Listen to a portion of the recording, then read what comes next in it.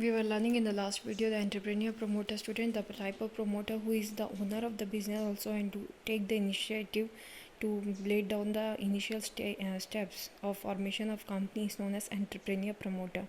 When the owner of the business himself conceives the idea of starting a company, performs preliminary activities himself and gives a practical shape to his idea, then he is known as entrepreneur promoter. The entrepreneur promoter conceives the idea of a business unit, does the groundwork and becomes a part of the management when it gets established. Occasional promoters, when we talk students, a person who promotes a company once in a while means he's not actually doing the promotion, but for some of the time he interest in the promotion of the companies. That type of promoters is known as occasional promoter. It is not his regular activity. After promoting a company, he goes back to his original occupation. Financial promoters, when we talk student, these are those promoters who does the activities of finance, like for example banks and financial institutions. Some of the time they are also help in the formation of the company. They are known as financial promoters. Financial floats for new companies during favorable time conditions in the stock market.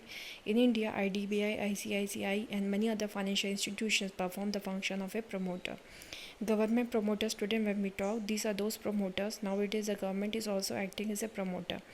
The government is doing the groundwork for setting up of basic and heavy industry to speed up the process of economic development in the country. That time these promoters will be considered as government promoters. So these are the varieties of promoter students. Professional, by their career only there are professionals. Their main work is to do promotion of different companies. That's why they are known as professional promoters.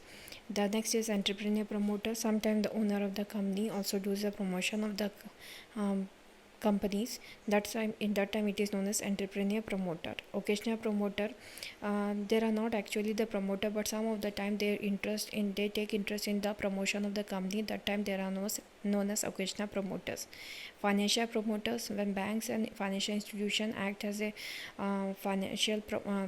promoter for the company, though for the finance work, then it is known as financial promoters. Government promoters, some of the time for heavy and speedy companies, government also take initiative to form the ideas for the formation of the company. This is known as government promoters. Now next comes legal status of a promoter. In the eyes of the law, promoter is not an agent or trustee of the company. Promoter stands in a fiduciary relationship between the company he is promoting. Fiduciary relationship is a relationship based on trust and faith. The promoter must act how and sincerely is the best interest of the company. So that time the promoter is known as that is the legal status of promoters, that there are in the eyes of law, promoter is not an agent or trustee of the company, but it is a fiduciary relationship, means a relationship between based on trust. The owner of the company can trust over the promoter that they will be standing making the pillars of the company, they will make the stand of the company. So that time it is beside this, the legal status of promoters are as follows. The promoter should not make any secret gains out of the dealings of the company. He must deposit all the money received on behalf of the company in the company's bank account. He must surrender and disclose any secret profit made during the promotion of the company with the company. He must exercise a due care and diligence while performing the work of promotion. He is personally liable for preliminary contracts until these are approved by the company. He has to pay compensation to the persons who invested money in the company or by relying on untrue statement given by the promoter. So these are the various points, student, which tells us that promoters, what are the legal status of a promoter, how the promoter works. Okay, so these are the this way a person can become a promoter.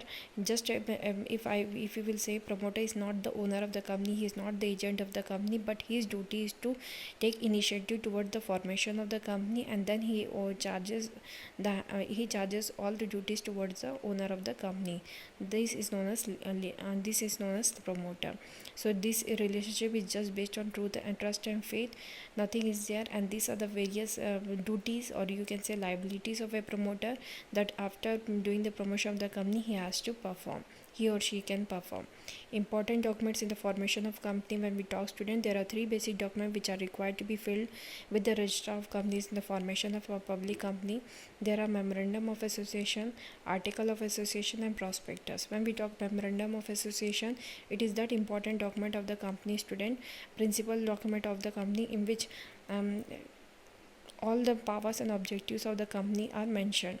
Even the powers and objectives of the directors and shareholders are also mentioned in memorandum of association. That's why it is also known as charter of the company.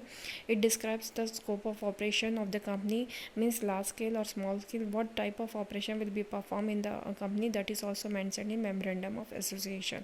You can say the objective of the company is mentioned in memorandum of association for which the company is formed. It can be altered only according to the provision made in the Companies Act regarding its alterations. Memorandum of association provides information to outsiders such as creditors, suppliers, etc. to know the limitations and scope of a company's dealings. It is also known as the doctrine of outdoor management. When we talk alteration of memorandum of association, or we can say what are the contents mentioned in memorandum of association, these you can see one by one. Very first what thing is mentioned in the memorandum of association is the name clause. Under the name clause students, the name is described of the company which must be different or from other company's name. So this clause contains the complete name of the company. The company can choose any name subject to the following restrictions. The name of the company must end with the word limited in case of public limited company, and PVT Ltd in case of the private limited company. The name should not be similar or identical to the name of any other company. It must be different, because no two company can have the same name. The name should not contain the word cooperative in this cooperative. The name should not convey any connection or link of the company with a government department. Alteration of name clause, if we will see student, a company can change its name by passing a special resolution and by obtaining a written approval of the central government. So that way alteration of name clause can be done.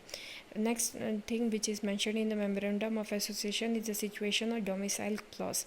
Situation or domicile clause student state that where the company actually originated or where the head office of the company is placed. This clause contains the name and address of the name of the state in which the registered office of the company is to be situated. It is necessary because a company gets the registration from that state only.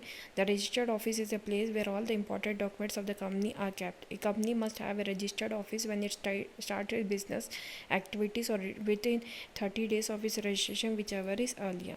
Alteration of situation clause, when we say student, the situation clause can be altered in the following ways. Very first is by passing a special resolution and by obtaining sanction of the registrar of the both the states if the office is to be shifted from one state to another. By passing a special resolution only if the office is to be shifted from one town to another in the same state. And by passing an ordinary resolution if office is to be shifted from one locality to another within the same town. So these are the three. If we want to shift from one state to another state the business, it has to be altered by special resolution. And if we want to shift from one town to another town also in the same state, then also special resolution. And if we want to move the particular business from one place to another place within the same town, then it is needed ordinary resolution.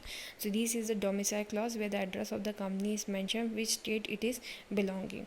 Objects clause, definitely in this particular clause of the memorandum of association, the objective of the business for which it has been originated is mentioned there. It contains the main object of the company and other secondary objectives which a company may pursue. This clause defines the scope and limitations of the company may pursue of the companies. This clause defines the scope. This clause also defines the each and every step which is to be laid down in the company for achievement of objective. It is defined and stated keeping in mind the following condition. The object of the company must be legal. The object should not be contrary to the provision of any law. The object must not be immoral, because the objective of the company must be right in the eyes of law. Alteration in object clause can be done by passing a special resolution and obtain the permission of the company law board that their want to change the objective of the company. Liability clause, student, has name is liability clause. This clause defines the liability of the members of the company. In case of companies limited by share, the liability of the members is limited to the extent of unpaid amount of their share capital. For example, if a person is having 1000 shares of the face value of rupees 10 each, and he has paid rupees 7 per share, and then at the time of winding up of his liability will be rupees 3000, 3 unpaid amount into number of shares. In case of a company limited by guarantee, the liability is limited to the amount of guarantee given by each member. Alteration of liability clause can be done. If a company wants to make an alteration in its liability clause, then must pass as unanimous resolution in the meeting of its members. Next is capital clause, student, has the name is capital. All the whole investment which is done for the business, that is mentioned in the capital clause. This clause specifies the amount of share capital with which the company is to be registered. The capital with which a company is registered is called registered share capital, authorized or nominal capital. A company can issue only that number of shares which are authorized by its memorandum of association. Alteration of capital clause can be done by passing a special resolution and by obtaining the approval of company law board. Association or subscription clause, student, this clause contains the declaration by the director stating that we are the directors of the company. We, the several persons whose names and addresses are mentioned and submitted, are desirous of being formed into a company in accordance with the memorandum of association, and we undertake to take the qualification shares. This declaration must be signed by all the directors of the company. So I think it is clear. Association clause, in which directors make a commitment that whatever duties and share amount is mentioned, they will be paying and they will be fulfilling their duties related to the company. That is mentioned is association or subscription clause. This cannot be altered in any of the situation. So this was for today's class, student. Have a nice day. Next class, the two other important documents and formation of company I will be explaining. Thank you for today's class. Have a nice day.